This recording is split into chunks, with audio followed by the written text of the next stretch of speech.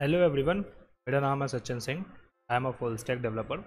तो जैसा कि लास्ट वीडियो में हमने प्रीलोडर बनाना सीखा था, तो उसमें जो मेरे काफ़ी सारे स्टूडेंट्स हैं उन्होंने रैम को एक्सप्लेन करने के लिए बोला। तो आज हम CSS की रिलेटिव यूनिट EM और रैम के बारे में जानेंगे और मेरी कोशिश रहेगी कि मैं आपको EM और रैम एकदम डिटेल में समझा सकूँ, स्टार्टिंग से लेकर एंडिंग तक। तो चलिए स्टार्ट करते हैं। तो यहाँ मैंने आप लोगों के लिए एक PPT बना रखी है EM वर्सेस रैम की। चलो आगे बढ़ते हैं। What is EM? तो EM होता क्या है अपना, relative to the font size of the element bracket 2 EM means 2 times the size of the current font. इसका मतलब ये है हमारा जो भी हमारा current parent element font size होगा उसी से मल्टीप्लाई बाय जितना हमने EM दे रखा होगा उतना हो जाएगा। जैसे सपोज करो यहाँ पे मैंने एक पेरेंट एलिमेंट आउटर बना रखा है जिसका हमने साइज दे रखा है 20 पिक्सल, और हमारा दूसरी तरफ हमारा उसी के अंदर जो है हमारा इनर नाम का मैंने डिव बना रखा है, उस पर दिया मैंने 2 EM। तो यहाँ क्या होगा, जो इसका टोटल पिक्सल आएगा, जो साइज़ आएगी इसकी इनर वाले की, वो आएगी 40 पिक्सल। क्यों?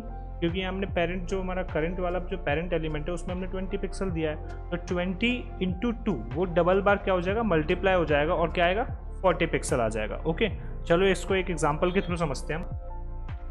तो जैसा कि आप लोग यहाँ देख सकते हैं, मैंने पहले से ही VS कोड ओपन कर रखा है। इसमें HTML और एक CSS की फाइल अलग अलग बना रखी है मैंने, और HTML में मैंने यहाँ पे कुछ कोड भी लिखा हुआ है जिसमें हमारा 2 डिव बना रखा है। मैंने एक डिव आउटर बना रखा है और एक इनर बना रखा है।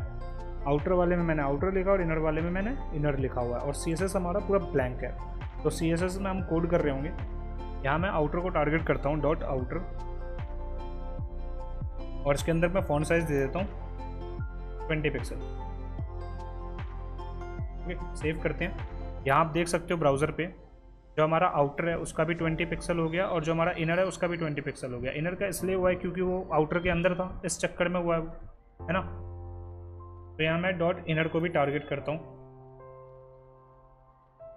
यहाँ पे मैं फॉन्ट साइज कर देता हूँ 2 EM।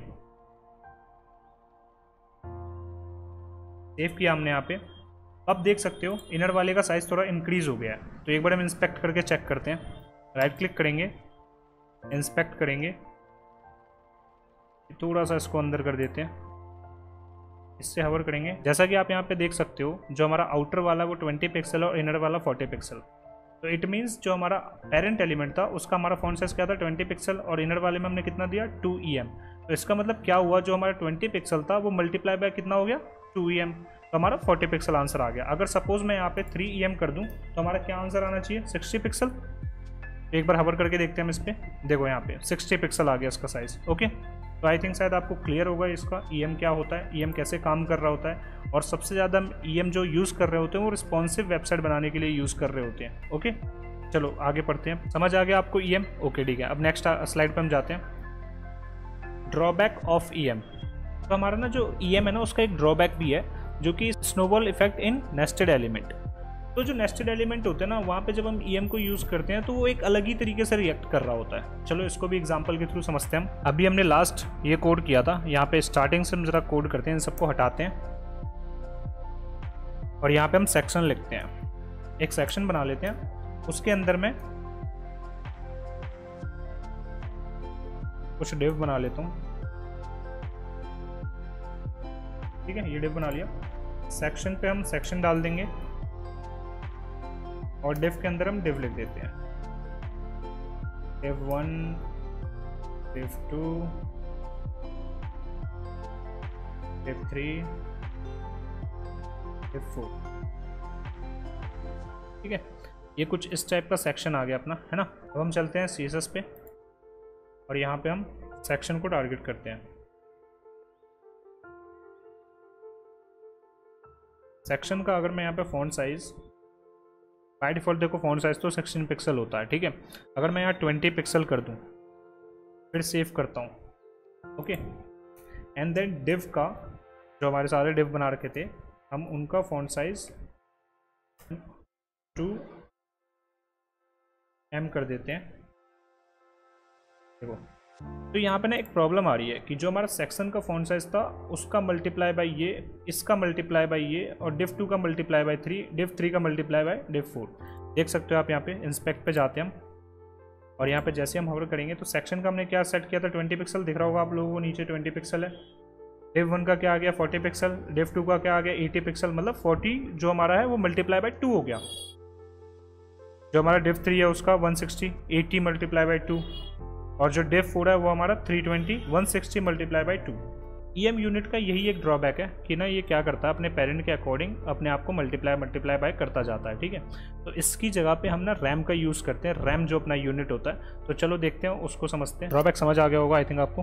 Okay, what is rem? तो रैम क्या होता है? Relative to the font size of the root element. अब ना रैम क्या होता है, ये ना रूट एलिमेंट के बिहाफ पे चल रहा होता है। रूट एलिमेंट मतलब जैसे हमारा फॉन्ट साइज बाय डिफॉल्ट क्या होता है 16 पिक्सल, तो रूट एलिमेंट मतलब जो हमारा बाय डिफॉल्ट जो साइज होगा वो 16 पिक्सल ही होता है। तो इसका रूट एलिमेंट का मतलब ये है कि जो 1 रैम होगा वो भी हमारा 16 पिक्सल होगा, है ना। तो इसको एक एग्जांपल के थ्रू समझते हैं हम। यहीं पे मेरे सपोज करो ये मैंने सेक्शन बना रखा है जो हमने अभी EM के ड्रॉबैक में सीखा था। यहाँ मैंने सेक्शन बना रखे हैं और डिव बना रखा है, ठीक है। CSS को हम यहीं पे चेंज करेंगे। सेक्शन का मैंने 20 पिक्सल दे रखा था साइज, है ना, और डिव का मैंने यहाँ पे फिलहाल के लिए हम सेक्शन का साइज को 20 रहने देते हैं, और डिव का फॉन्ट साइज हम 2 EM की जगह रैम कर देते हैं। सेव करेंगे। अब आप देख सकते हो कुछ चेंजेस आ गया। राइट क्लिक करेंगे, इंस्पेक्ट, व्यू करेंगे। अब देखो सेक्शन का हमारा 20 पिक्सल है, बट बाय डिफॉल्ट हमारा फॉन्ट साइज क्या होता है 16 पिक्सल। तो हमने डिव पे जो 2 रैम लगाया तो उसका साइज क्या होना चाहिए, डिव 1 का साइज क्या होना चाहिए 32 पिक्सल, क्योंकि 2 रैम है तो 16 × 2 32। तो डिव 1 पे हवर करेंगे, देखो 32, डिव 2 पे हवर करेंगे ये भी 32, डिव 3 पे हवर करेंगे ये भी 32, डिव 4 पे करेंगे ये भी 32। क्योंकि हमारा जो रूट एलिमेंट मतलब बाय डिफॉल्ट जो साइज होता है फॉन्ट साइज वो 16 पिक्सल होता है, इसलिए हमारा जो रैम है वो हमारा रूट के हिसाब से ही चल रहा होता है।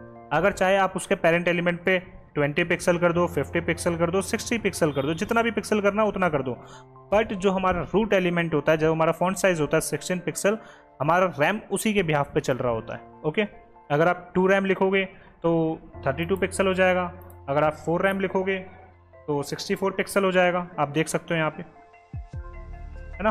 तो ये बेनिफिट है रैम यूज़ करने का। और जो रैम और EM होता है ये दोनों ही यूनिट्स हमारे रिस्पॉन्सिव के लिए यूज़ किए जाते हैं। अगर आपको हमारी वीडियो अच्छी लगे तो लाइक, कमेंट, सब्सक्राइब ज़रूर कर देना, और नोटिफिकेशन बेल ध्यान से ऑन कर लेना, क्योंकि हमारी जो भी आने वाली वीडियो उसका नोटिफिकेशन आपके पास सबसे पहले आए। Thank you so much.